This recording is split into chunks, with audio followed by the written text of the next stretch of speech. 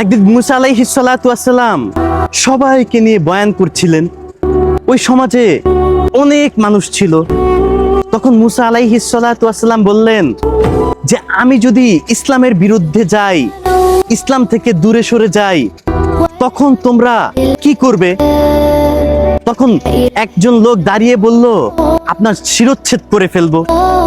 তখন মুসা আলাইহিস সালাতু ওয়াস সালাম বললেন, তুমি কি সত্যি পারবে? তখন সে বলল তরবারি নিয়ে, হ্যাঁ আমি তো করবই। আবারও তারে জিজ্ঞাসা করা হলো, তুমি কি এই কাজটা পারবে? তখন সে বলল, আমি মাথা থেকে সারকে আলাদা করে দিব। তখন মুসা আলাইহিস সালাতু ওয়াস সালাম এই কথা শুনে খুশি হয়ে গেলেন। তো মুসা আলাইহিস সালাতু ওয়াস সালাম বললেন যে অত্যাচারী শাসকের কাছে যখন সঠিক কথা বলা হয়, উচিত কথা বলা হয়, এটাই সর্বোত্তম জিহাদ।